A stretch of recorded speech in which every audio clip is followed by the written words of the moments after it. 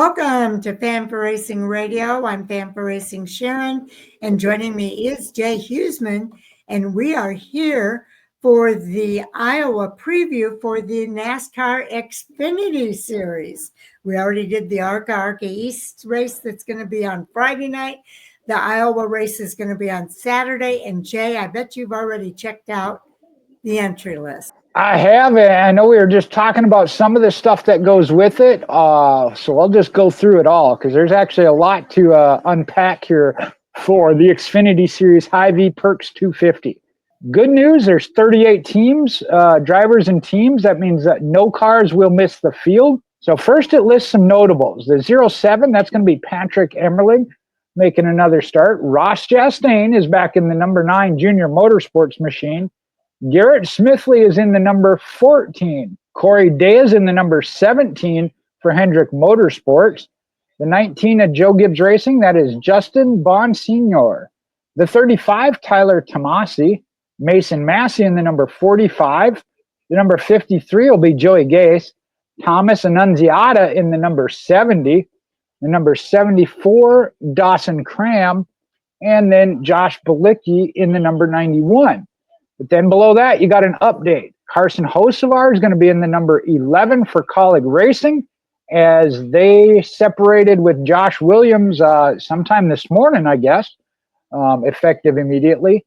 And then Austin Dillon is going to be in the number 21 of RCR because Austin Hill got a one-race suspension. We'll leave that for hot topics because there's a lot to go with that too. But Austin Dill in the number 21 for RCR. And Carson Hocevar in the number 11 for Colleague Racing in replace of Josh Williams. Yes, indeed. So it's going to be an interesting race. We love Iowa Speedway, and I think we're going to love the race this weekend as well. So coming up this weekend is the HyVee Perks 250 at Iowa Speedway, and Iowa is a .875 mile asphalt oval. That race is Saturday, August the 2nd at 4:30 p.m. Eastern Time, and they'll have pre-race coverage on the Xfinity Series home network, which is the CW network, as well as the MRN network and SiriusXM NASCAR Channel 90. They'll race that distance of 218.75 miles over 250 laps. Stage 1 ends on lap 60. Stage 2, also 60 laps, will end on lap 120. And the final stage will be 130 laps, ending on lap 250. Now, how are you going to watch this weekend? Well, the ARCA race is Friday night. If you want to watch that, you have to tune in to FS1 at 7 p.m. Eastern Time. On Saturday, though, they'll have practice in the Kennemental Pole qualifying on the CW app at 11 a.m. Eastern. And then the race will start, as we mentioned earlier, 4:30 p.m. Eastern on the CW network, MRN, and SiriusXM NASCAR Radio. So we've got a lot to talk about here as far as storylines and insights, Jay. I get to start it with something that, again, makes me feel old because I remember this. This weekend marks the 22nd running of a NASCAR Xfinity Series race at Iowa Speedway.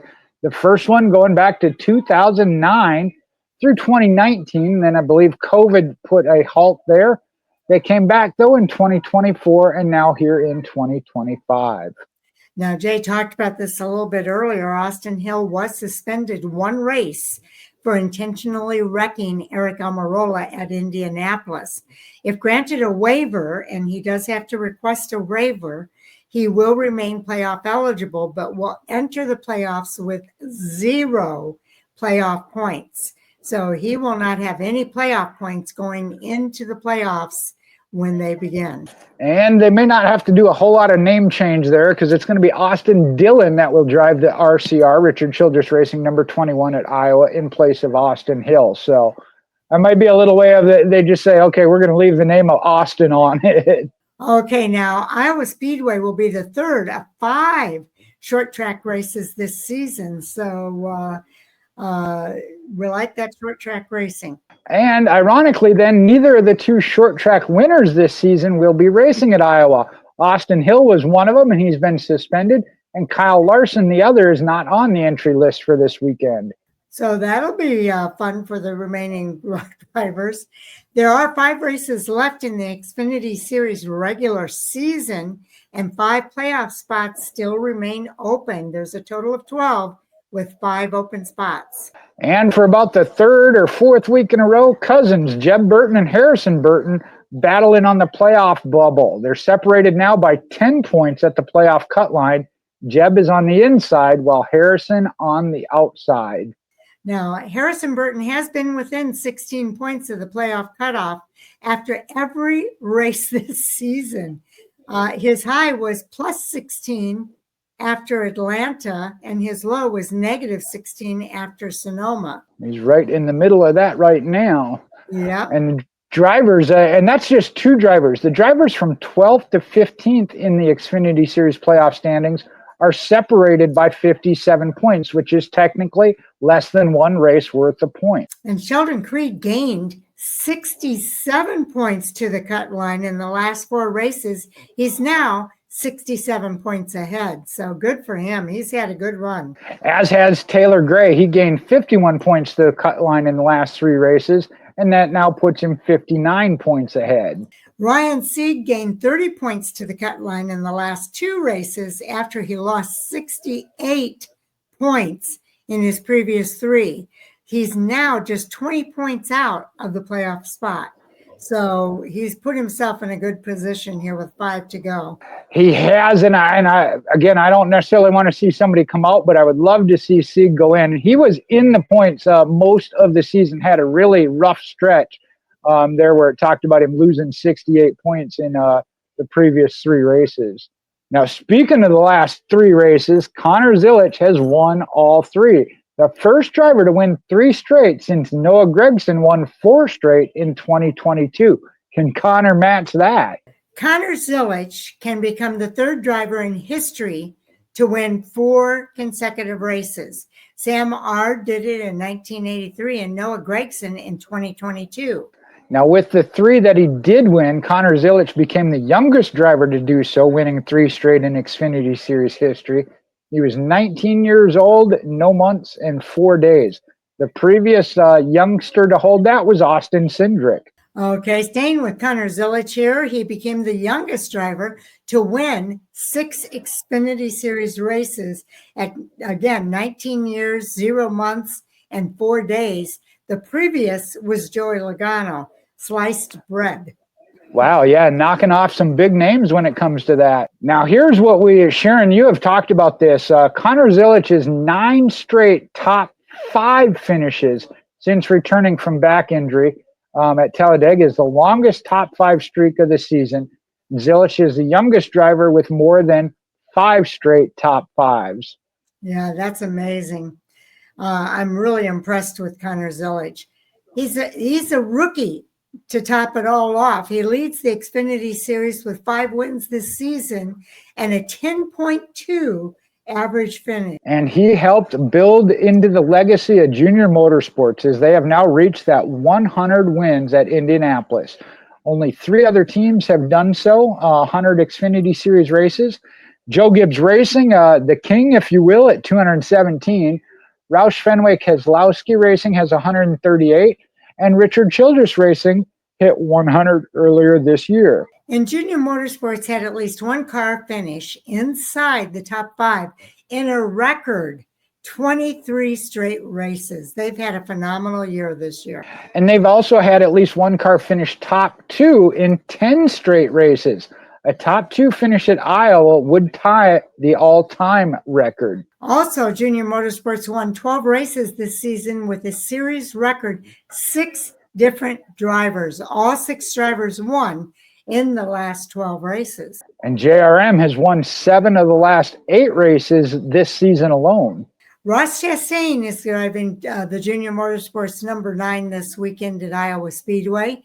Chastain, Carson Cavapo, could become Junior Motorsports' 7th different winner this season. So we'll see what happens there. Nothing against Chastain, but I'm hoping to see Carson Kvapil get one yet this year. Chastain already has one, so I would like to see Kvapil get one. Now, Junior Motorsports is the third team all time to win 12 or more times in the first 21 races of a season. Also, the number 88 of Junior Motorsports won 6 races with 3 different driver crew chief combinations this season. And with that, the Junior Motorsports domination, that leads into the manufacturer of Chevrolet, as they've won the last 13 races this season, and that's the longest winning streak by a manufacturer all time. And Chevrolet has led 2,504 of the 3,327 laps so far this season. And with Chevrolet winning 19 of the 21 races so far, that is the most all-time by a manufacturer through 21 races in series history. And the most wins by a manufacturer in Xfinity Series history is 24 in 1999 and again in 2022. I think we might see that one broken. What do they need? 5 more in the last 14 races? I think that's doable. Now, here's the opposite side of that. The Toyota is winless in the last 13 races. That's their longest winless streak since the first Xfinity Series win back in 2007. And the last 12 Iowa races have been won by 11 different drivers. Christopher Bell is the only repeat winner, winning in July of 2018 and again in June of 2019. Well, for that streak to continue, there's 2 spoilers, as we have 2 previous Iowa Xfinity Series winners on the entry list, Justin Allgaier in 2018 and Sam Mayer in 2024. And either one of them is a strong contender, so we'll see if somebody new can beat them. Now, there are 4 drivers that have won in trucks or the ARCA series at Iowa. Austin Dillon is one of them. He won in trucks in 2010. Sheldon Creed won in ARCA in 2018. Brandon Jones had an ARCA win in 2022.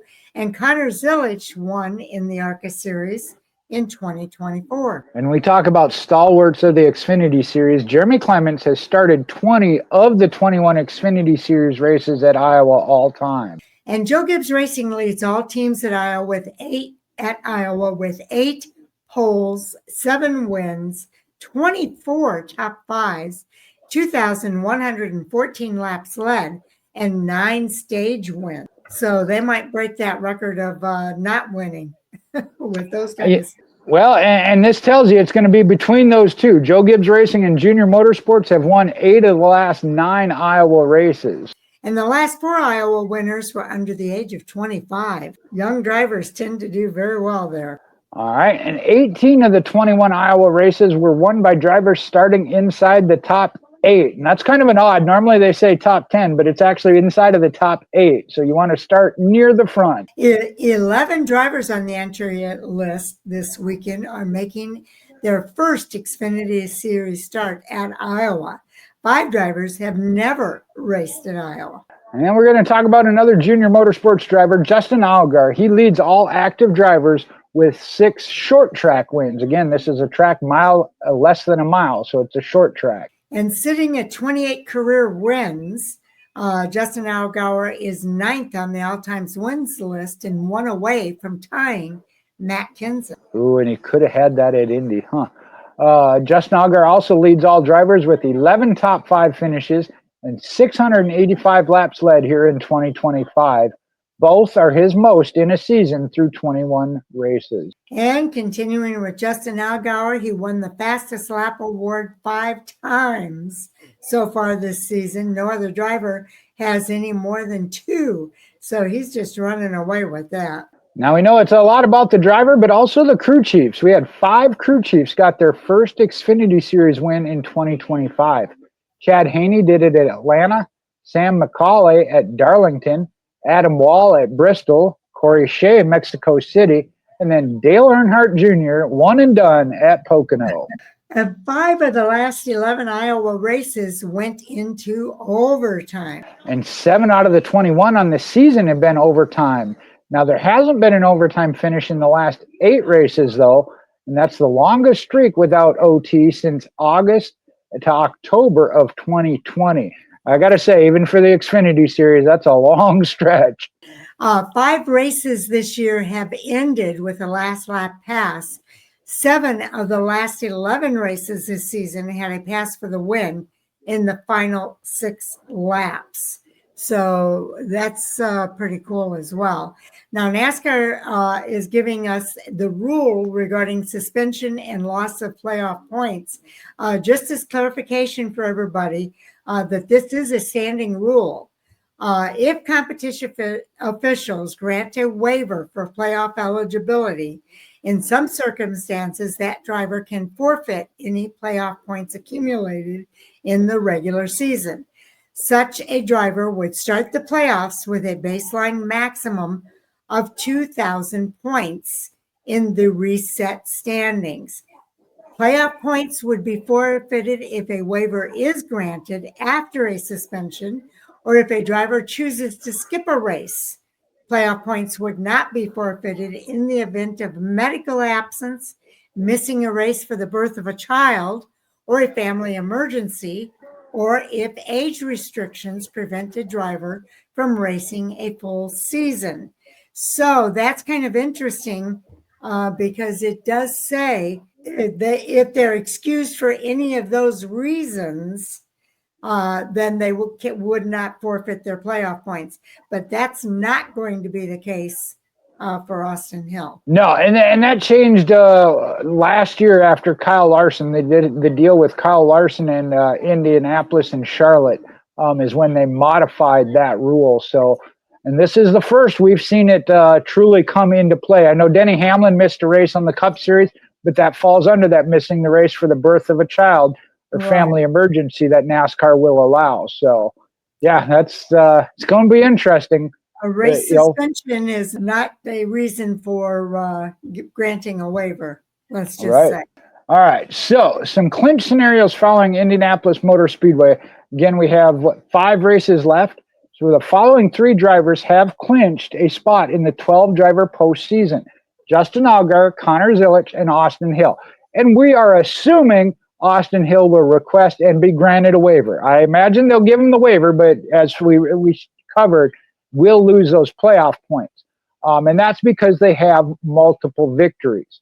And that would include any playoff points he might accumulate between now and the end of the regular season.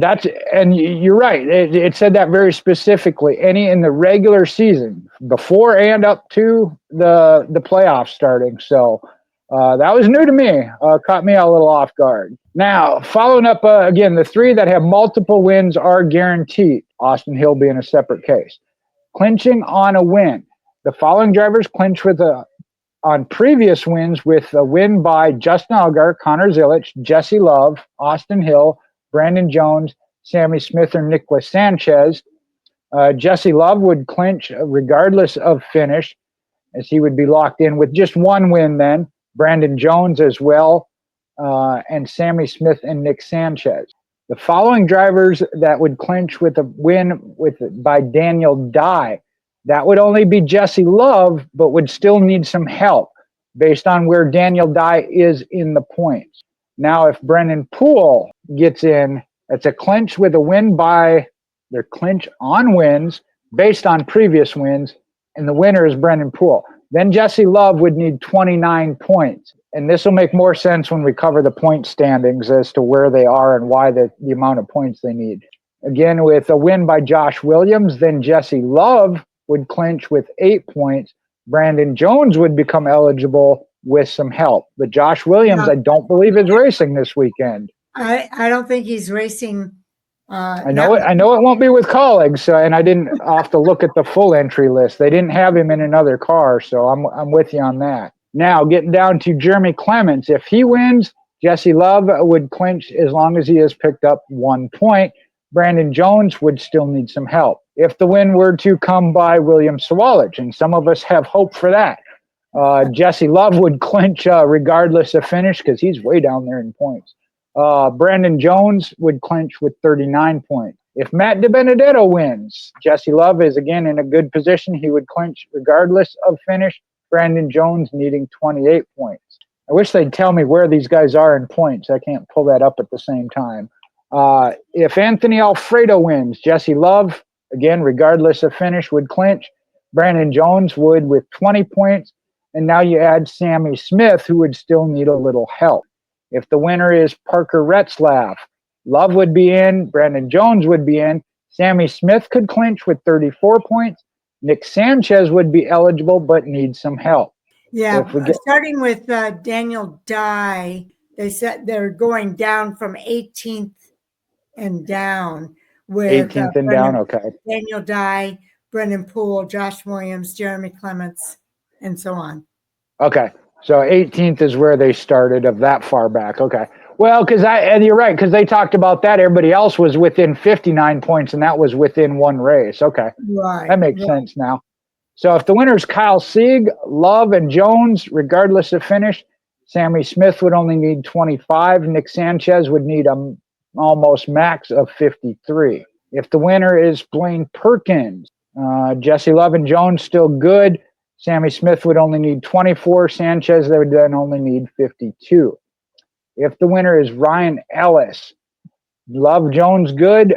Sammy Smith would only need 5 points, basically not finish dead last. And Nick Sanchez would need 33.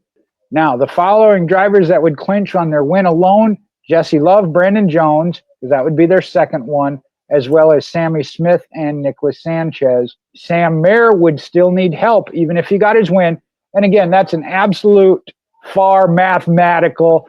We have yet to see in any of the series, even the truck series, which only had 8 and 10, we haven't seen a full field of winners and a winner not be eligible yet. And I don't think we're going to see that here either, but that is your mathematical possibility, absolute worst case scenario. Exactly. And that's what they're looking at here. It just gives you an idea of what needs to happen in order for some of these guys to clinch at this stage of the season. After Iowa, there's only going to be 4 races left. And so we'll probably get clinch scenarios after that as well. And there it'll get a little less, again, the points needed as well as the how far back they'll go. But when we look at the point standings, and we'll talk about this, of how important this will be. Justin Allgaier is your regular season points leader, but Connor Zilisch is now in second and has trimmed it down to 21. Allgaier has built up 22 playoffs. Connor Zilisch has surpassed that. He's got 29. Austin Hill had 21, but that goes away. Those were actually your only double digits as far as playoff points. Third place is Sam Mayer, doesn't have a win, but has 3 stage wins, so has built up 3 playoff points. Jesse Love, with 1 win in a stage, has 6. Talked about Austin Hill. Right now he's in 5th, and I don't think Brandon Jones will catch him and move up any. Brandon Jones has 1 win in 3 stages, so he's got a total of 8 playoff points. 7th is rookie Carson Cavapo, 1 stage win for 1 playoff point. The same goes for Sheldon Creed. Taylor Gray, we talked about how good he's been doing lately. 2 stage wins for 2 playoff points. Another rookie inside the top 10. Then you got Sammy Smith with his win in 2 stages, has 7 playoff points. Right on the line. Well, right now he's 11th in points is Jeb Burton. No stage wins or any playoff points. 12th is rookie Nick Sanchez, has a victory. Harrison Burton is 13th. And has 2 playoff points if he gets in. Who is the one below the cut line? Harrison is. Oh, yeah, because he is 13th. Okay. Now, I was thinking there was one outside. Jeb Burton just moves down to 12th based on Sanchez's win. Okay. So, yeah, it's between the 2 cousins, and it's at 519 to 509. We talked about that of the 10 points. And from Jeb Burton in 11th down at 519, down to Dean Thompson at 462. That's right at that 55 or 57 points, I think it was. So again, technically within 1 race, again, that would be 1 driver getting minimal points and a driver getting max points. Don't see that happening, but it could. Okay, now this is where we find out how important playoff points are. You mentioned that Connor Zilic in second has 29 playoff points and 5 wins. Those 5 wins and 29 playoff points when the playoffs begin puts him in that number 1 spot. Even though Justin Allgaier could earn the regular season championship if he remains in first place, when the playoffs begin, it's going to be Connor Zilic in that number 1 spot. It would, because the regular season champion earns 15, second place would earn 10, a difference of 5. And right now, Justin Allgaier is actually 7 points behind him.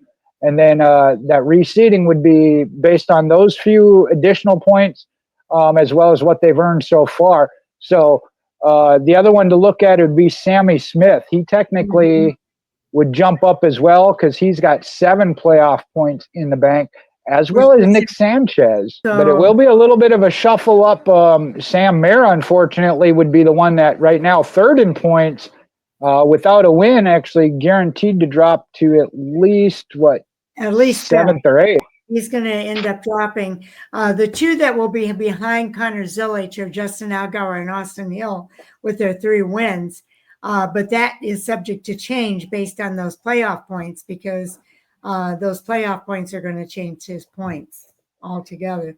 I don't know if the 3 wins still count toward it or not. He may be there with 3 wins and 0 playoff points, but it's going to change him in the point standing. It will, from my understanding of what we read here now.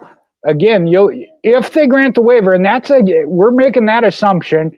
From what we've seen, even with the suspension, they will still grant the playoff waiver. However, we don't know that yet. They have not. We don't. It is not a guarantee. I'm just going up based on past history. But they did change the rule that you would lose your playoff points and start the playoffs at the very bottom, which would be the 2,000. No bonus points. You just start at the 2,000 that everybody gets. So it'll be interesting.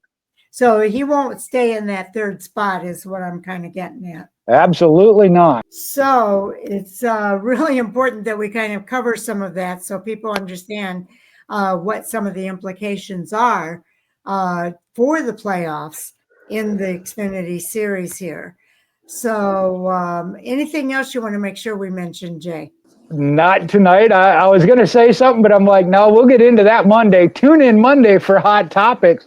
And I'll tell you what, Chris and I are friends, but we do disagree on things. And I know this is one of them. I already saw Chris chime in on our group chat. So Monday night, we're gonna go at it, but in a friendly way.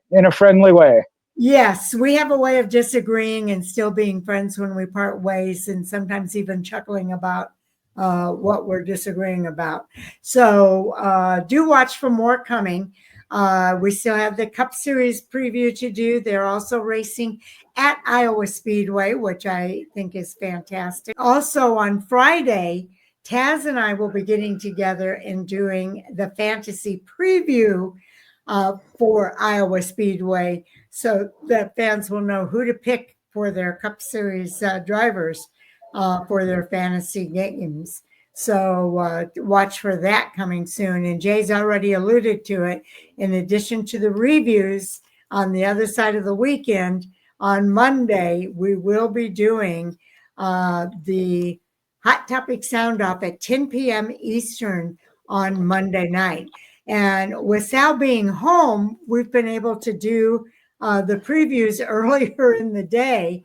And it gives me a little breathing room in order to get those posted before we do Hot Topics, Jay. It's been kind of nice. Yeah, I'm just glad to see Sal doing well. I know he was wanting to start already while he was still in the rehab recovery center. That was a little much for him, but sounds like he's doing pretty good now being back at home. So that's good to hear. Yes, it is indeed. And of course, we want to say thank you to everybody for tuning in. We do appreciate everybody tuning in to hear what we have to say. And we hope it helps you prepare for your NASCAR weekend at Iowa Speedway this weekend. So with that, Jay, I guess we're ready to sign off and head over for our next video.